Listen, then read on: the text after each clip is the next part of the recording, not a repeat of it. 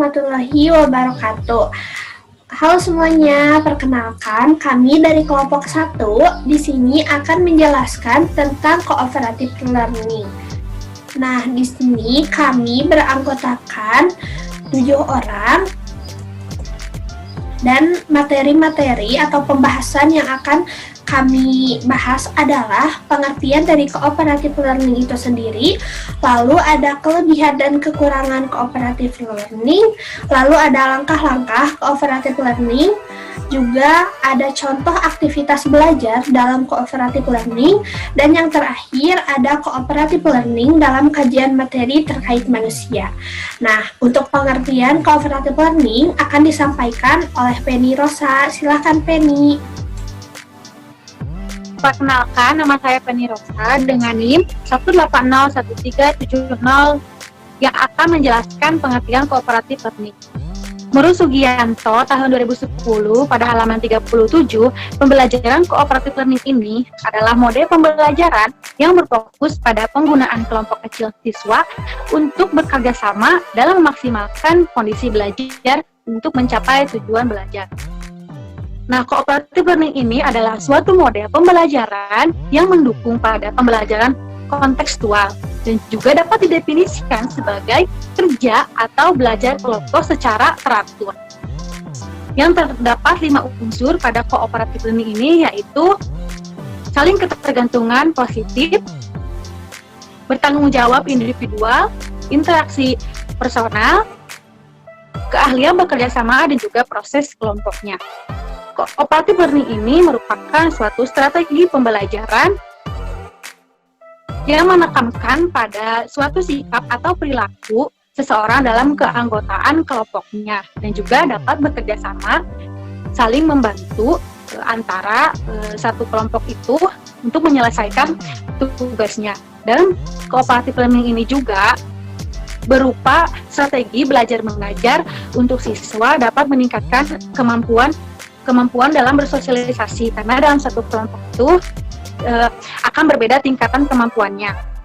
Untuk itu, siswa harus dapat bekerja sama dan juga bisa melatih kekompakan dalam menyelesaikan tugas. Dalam cooperative learning ini bisa dikatakan belum selesai jika salah satu anggotanya ada yang belum memahami tentang bahan ajar yang sedang dipelajarinya. Terima kasih.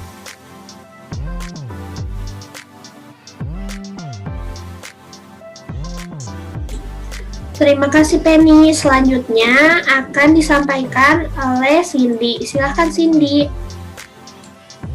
Bismillahirrahmanirrahim. Izin memperkenalkan diri, nama saya Cindy Silviani dengan NIM 1805962. Nah, selanjutnya di dalam model cooperative learning tentunya ada kelebihan dan kekurangannya. Nah, kelebihan cooperative learning yaitu yang pertama, siswa akan memperoleh hasil yang lebih tinggi. Nah, maksud di sini yaitu dengan menggunakan pembelajaran cooperative learning, siswa akan memperoleh hasil pembelajaran yang lebih maksimal.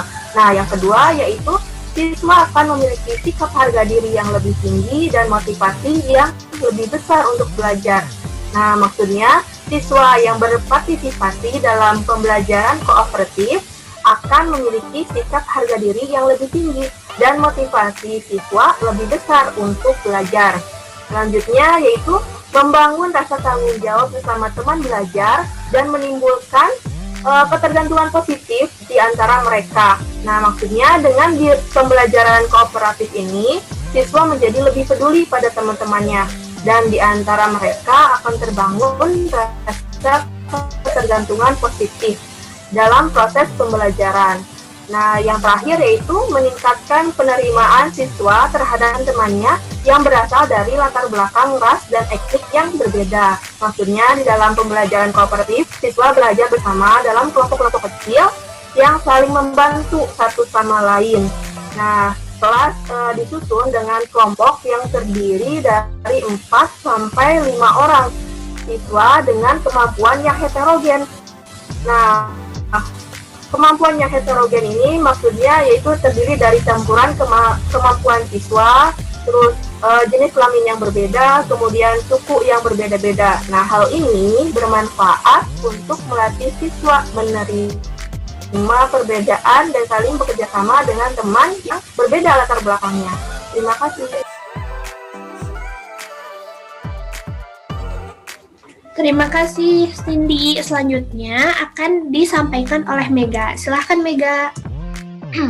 Baik, terima kasih kepada moderator. Selanjutnya di sini saya Mega Lestari dengan NIM 1808 akan menjelaskan mengenai kekurangan cooperative learning itu sendiri dari segi faktor internal. Nah, yang pertama ini memerlukan banyak waktu untuk guru mempersiapkan pembelajaran. Nah, sebelum kita melaksanakan pembelajaran, memang seharusnya guru harus bisa mempersiapkan materi atau bahan pembelajaran yang akan kita laksanakan ketika kegiatan pembelajaran tersebut berlangsung. Nah, di sini sangat memerlukan banyak waktu agar situasi atau kegiatan pembelajaran teratur dan sesuai dengan kegiatan pembelajaran yang sudah disediakan. Yang kedua yaitu membutuhkan dukungan fasilitas yang lebih agar berjalan dengan lancar. Nah, di sini memang fasilitas sangat mendukung sekali agar proses pembelajaran pun berjalan dengan lancar dan sesuai dengan apa yang sudah direncanakan. Selanjutnya yaitu memerlukan waktu yang cukup untuk melakukan pembelajaran ini, karena dalam diskusi cenderung meluas. Nah, dari cooperative learning sendiri ini memang sangat membutuhkan waktu yang sangat lama karena terjadinya proses diskusi yang mungkin bisa dibilang cenderung akan meluas karena di sini terjadi pembentukan beberapa kelompok, jadi dibutuhkan waktu yang lama untuk kita berdiskusi. Selanjutnya yaitu ada saat diskusi cenderung didominasi oleh beberapa orang dan membuat yang pasif menjadi pasif. Nah, biasanya ketika kita membuat suatu kelompok pembelajaran, ketika menyampaikan materi dari masing-masing kelompok tersebut, memang sangat terlihat sekali hanya beberapa orang saja yang terlihat sangat aktif. Atau bisa dibilang hanya beberapa orang didominasikan yang sangat aktif dalam memberikan materi ajar gitu. Jadi seseorang yang pasif itu akan semakin pasif ketika pembelajaran cooperative learning ini berjalan. Terima kasih.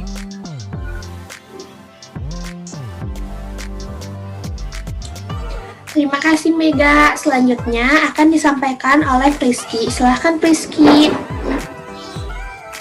Baik, perkenalkan, nama saya Priski Aprina dengan NIM 1806501. Saya di sini akan menjelaskan tentang kekurangan cooperative learning, faktor eksternal. Nah, di sini ada free rider atau pengendara bebas. Nah, yang dimaksud free rider di sini adalah beberapa siswa yang tidak bertanggung jawab secara personal pada tugasnya, pada tugas kelompoknya. Mereka hanya men-skor saja apa yang dilakukan oleh teman-temannya sendiri. Nah, kelompok kooperatif ditugaskan untuk menangani atau lembar kerja satu proyek atau satu laporan tertentu. Untuk tugas-tugas seperti ini seringkali ada satu atau beberapa anggota hampir semua pekerjaan kelompoknya. Terus juga ada diffusion of responsibility, itu adalah penyebaran tanggung jawab. Maksudnya di sini adalah suatu kondisi di mana beberapa anggota yang dianggap tidak mampu cenderung diabaikan oleh anggota-anggota lain yang lebih mampu. Misalnya, contohnya jika siswa ditugaskan untuk mengerjakan tugas IPA, beberapa anggota lainnya dipersepsi tidak mampu menghafal atau memahami materi tersebut dengan baik. Seringkali siswa siswa lainnya tidak dihiraukan oleh teman-temannya yang lainnya. Terus juga ada learning part of text specialization.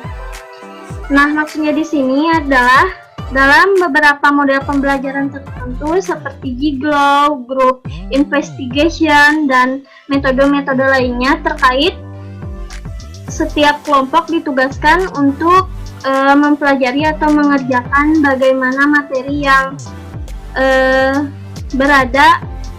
berbeda antar satu sama lainnya. Pembagian semacam ini seringkali membuat siswa hanya fokus pada bagian materi lain yang dikerjakan oleh kelompok lain hampir tidak dihiraukan sama sekali, padahal semua materi tersebut saling berkaitan satu sama lainnya. Terima kasih.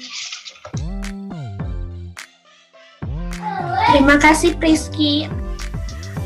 Nah, selanjutnya ada langkah-langkah cooperative learning yang akan disampaikan oleh saya sendiri, Milania Nurlaila, dengan NIM 1800170.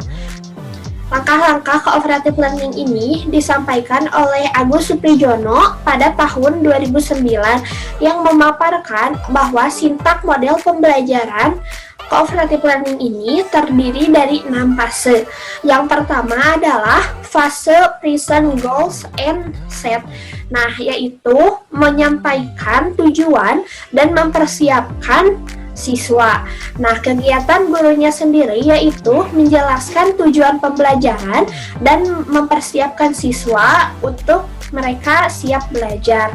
Nah, fase yang kedua adalah present information, yaitu menyajikan informasi. Untuk kegiatan gurunya sendiri yaitu mempresentasikan informasi kepada siswa secara verbal. Nah, fase yang ketiga itu ada organize student in learning teams. Nah, di sini adalah mengorganisir siswa dalam kelompok yang kegiatan gurunya adalah memberikan penjelasan kepada siswa tentang tata cara pembentukan tim belajar dan membantu siswa untuk membentuk kelompok yang nantinya akan ditransisi yang efisien. Nah, di fase yang keempat ada essence teamwork and student. Nah, yaitu membantu kerja tim dalam belajar dan juga belajar. Untuk kegiatan gurunya sendiri yaitu membantu tim-tim belajar selama siswa mengerjakan tugasnya. Nah, di fase yang kelima adalah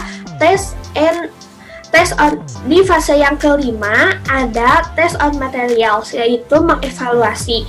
Nah, guru menguji pengetahuan siswa dengan menugasinya memberikan pelajaran-pelajaran yang telah diberikan sebelumnya agar materi pembelajaran ini dapat dipresentasikan hasil kerjanya baik individu ataupun kelompok.